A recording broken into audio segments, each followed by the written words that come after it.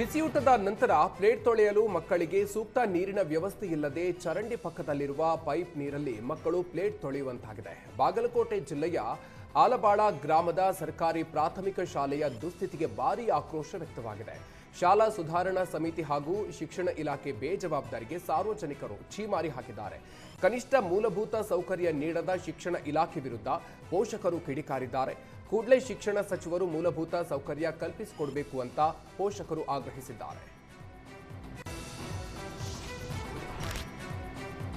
T Narasipura taluk ಕಚೇರಿಯಲ್ಲಿ ನಡೀತಾ ಇದ್ದ ಕುಂದುಕೊರತೆ ಸಭೆಯಲ್ಲಿ ಸಂಸದ ಸುನೀಲ್ ಬೋಸ್ ಅಧಿಕಾರಿಗೆ ತರಾಟೆಗೆ ತೆಗೆದುಕೊಂಡಿದ್ದಾರೆ.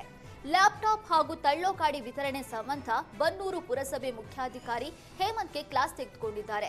ನೀನೇ ದನ ಮೇಯಿಸ್ತೀಯಾ ಅಂತ ಗದರಿದ ಸುನೀಲ್ ಬೋಸ್, ಎಷ್ಟು ಸಲ ಹೇಳೋದು ನಿಂಗೆ, ನಮ್ಮ ಅನುಮತಿ ಇಲ್ಲದೆ ಲ್ಯಾಪ್ಟಾಪ್ ಹೆಂಗೆ ವಿತರಣೆ ಮಾಡಿದೆ ಅಂತ ಅಧಿಕಾರಿಗೆ ಏರು ಧ್ವನಿಯಲ್ಲೇ ತರಾಟೆಗೆ ತೆಗೆದುಕೊಂಡಿದ್ದಾರೆ.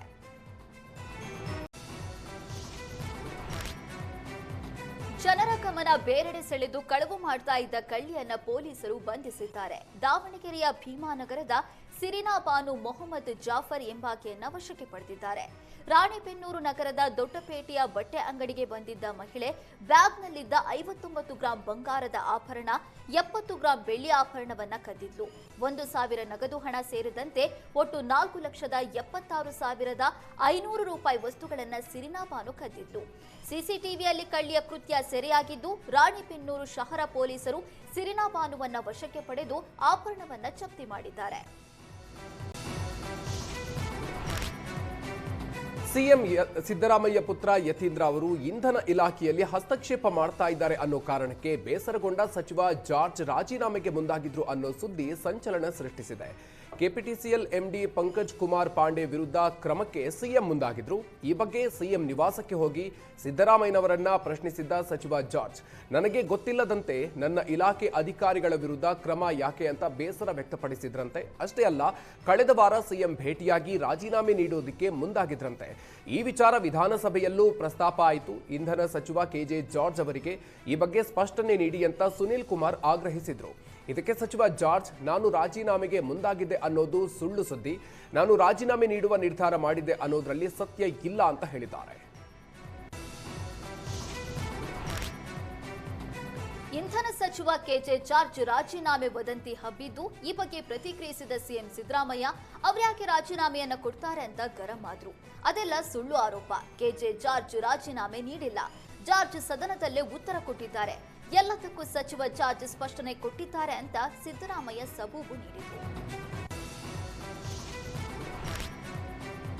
ಸಚಿವರ ಖಾತೆಯಲ್ಲಿ ಸಿಎಂ ಪುತ್ರ ಯತೀಂದ್ರ ಹಸ್ತಕ್ಷೇಪ ವಿಷಯಕ್ಕೆ ಮಾಜಿ ಸಚಿವ ರೇಣುಕಾಚಾರ್ಯ ಪ್ರತಿಕ್ರಿಯಿಸಿದ್ದು, ಯತೀಂದ್ರ ವಿರುದ್ಧ ಕಿಡಿಕಾರಿದ್ರು.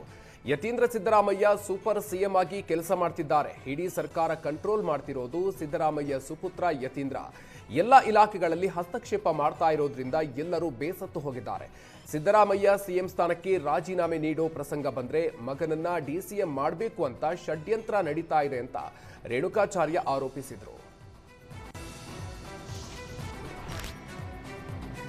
ಸಚಿವರ ಖಾತೆಯಲ್ಲಿ ಸಿಎಂ ಪುತ್ರ ಯತೀಂದ್ರ ಹಸ್ತಕ್ಷೇಪ ಅನ್ನುವ ವಿಚಾರಕ್ಕೆ ಪ್ರತಿಕ್ರಿಯೆ ನೀಡಿದ ಬಿಜೆಪಿ ರಾಜ್ಯಸಭಾ ಸದಸ್ಯ ಈರಣ್ಣ ಕಡಾಡಿ ಸರ್ಕಾರದ ವಿರುದ್ಧ ಹರಿಹಾಯ್ದ್ರು. ಮಂತ್ರಿಗಳು ಸ್ವತಂತ್ರವಾಗಿ ಕೆಲಸ ಮಾಡ್ತಿಲ್ಲ ಅನ್ನೋದಕ್ಕೆ ಇದು ಒಂದು ಉದಾಹರಣೆ. ಕಳೆದ 30 ತಿಂಗಳ ಅವಧಿಯಲ್ಲಿ ರಾಜ್ಯದಾದ್ಯಂತ ಪ್ರವಾಸ ಮಾಡಿ ಜನರ ಸಮಸ್ಯೆ ಆಲಿಸಿದ ಒಬ್ಬ ಮಂತ್ರಿಯೂ ಇಲ್ಲ. ಒಂದು ಟೀಮ್ ಸಿಎಂ ಸ್ಥಾನಕ್ಕಾಗಿ ಬೇಡಿಕೆ ಇಡ್ತಾ ಇದೆ, ಮತ್ತೊಂದು ಟೀಮ್ ಸಿದ್ದರಾಮಯ್ಯರನ್ನ ಇಳಿಸಿದ್ರೆ ಕಾಂಗ್ರೆಸ್ ಧೂಳಿಪಟ ಅಂತಿದೆ. ಪೂರ್ಣ ಬಹುಮತದ ಸರ್ಕಾರದಲ್ಲಿ ಅತಂತ್ರ ಸಿಎಂ ಕೆಲಸ ಮಾಡ್ತಿದ್ದಾರೆ. ತಂದೆಯನ್ನ ಸಮರ್ಥನೆ ಮಾಡ್ಕೊಳ್ಳೋದಕ್ಕೆ ಯತೀಂದ್ರ ಬಹಳ ಮುಂದೆ ಇದ್ದಾರೆ. ಅವರ ಪ್ರಭಾವ ಎಷ್ಟಿದೆ ನೋಡಿ ಅಂತ ಈರಣ್ಣ ಕಡಾಡಿ ವಾಗ್ದಾಳಿ ನಡೆಸಿದ್ರು.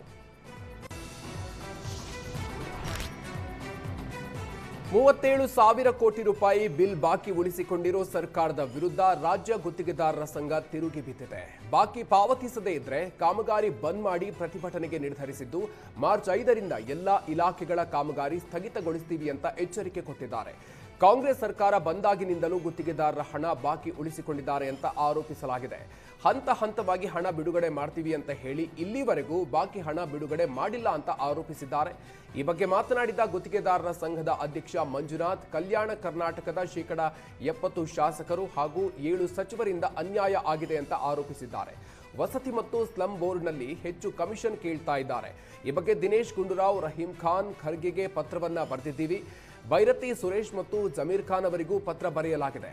ಮಧ್ಯವರ್ತಿಗಳು ಇದ್ರೆ ತಕ್ಷಣ ತೆಗೆದು ಹಾಕ್ತೀವಿ ಅಂತ ಹೇಳಿದ್ದಾರೆ ಅಂತ ತಿಳಿಸಿದ್ದಾರೆ. ಸಚಿವರಿಂದ ಕ್ರಾಂತಿವೀರ ಸಂಗೊಳ್ಳಿ ರಾಯಣ್ಣಗೆ ಸಚಿವ ಸಂತೋಷ್ ಲಾಡ್ ಅಪಮಾನ ಮಾಡಿದ್ದಾರೆ ಅಂತ ಆರೋಪಿಸಲಾಗಿದೆ. ಈ ಬಗ್ಗೆ ಹಾಲುಮತ ಮಹಾಸಭಾ ರಾಜ್ಯಾಧ್ಯಕ್ಷ ರುದ್ರಣ್ಣ ಗುಳುಗುಳಿ ಸುದ್ದಿಗೋಷ್ಠಿಯನ್ನು ನಡೆಸಿ ಆರೋಪದ ಬಗ್ಗೆ ಮಾಹಿತಿ ಕೊಟ್ಟರು. ಜನವರಿ 26ರಂದು ಬಲಿದಾನ ದಿನವನ್ನ ಬಸವದೇವರ ನೇತೃತ್ವದಲ್ಲಿ ಆಚರಣೆ ಮಾಡಲಾಗ್ತಾ ಇತ್ತು. ಈ ವೇಳೆ ರಾಯಣ್ಣನ ಭಾವಚಿತ್ರಕ್ಕೆ ಪುಷ್ಪನಮನ ಸಲ್ಲಿಸೋದಕ್ಕೆ ಲಾಡ್ಗೆ ಶ್ರೀಗಳು ಮನವಿ ಮಾಡಿದ್ರು. ಈ ವೇಳೆ ಉದ್ದಟತನ ಪ್ರದರ್ಶಿಸಿ ಅವಾಚ್ಯ ಶಬ್ದಗಳಿಂದ ನಿಂದಿಸಿದ್ದಾರೆ ಅಂತ ಲಾಡ್ ವಿರುದ್ಧ ಆರೋಪಿಸಿದ್ದಾರೆ. ಸಚಿವ ಸಂತೋಷ್ ಲಾಡ್ ವಿರುದ್ಧ ಹಾಲುಮತ ಮಹಾಸಭಾ ನಾಳೆ ಬೃಹತ್ ಪ್ರತಿಭಟನೆ ನಡೆಸಿ ಲಾಡ್ ಬಹಿರಂಗವಾಗಿ ಕ್ಷಮೆ ಕೇಳಬೇಕು ಅಂತ ಆಗ್ರಹಿಸಲಿದ್ದಾರೆ.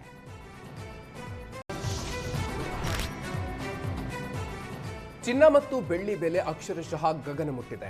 100 ಗ್ರಾಂ ಚಿನ್ನದ ಬೆಲೆಯಲ್ಲಿ ಬರೋಬ್ಬರಿ 12,550 ರೂಪಾಯಿಯಷ್ಟು ಏರಿಕೆಯಾಗಿದೆ. ಚಿನ್ನದ ಬೆಲೆ ಮೊದಲ ಬಾರಿಗೆ 16,000 ರೂಪಾಯಿ ಗಡಿ ದಾಟಿದೆ.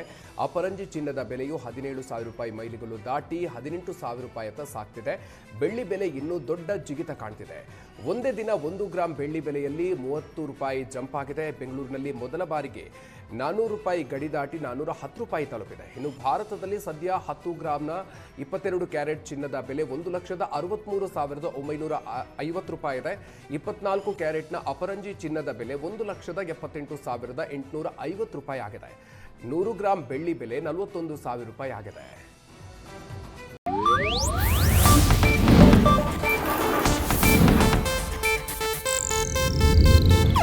ಇದು ಏಷ್ಯಾನೆಟ್ ನ್ಯೂಸ್ ನೆಟ್ವರ್ಕ್ ಪ್ರಸ್ತುತಿ.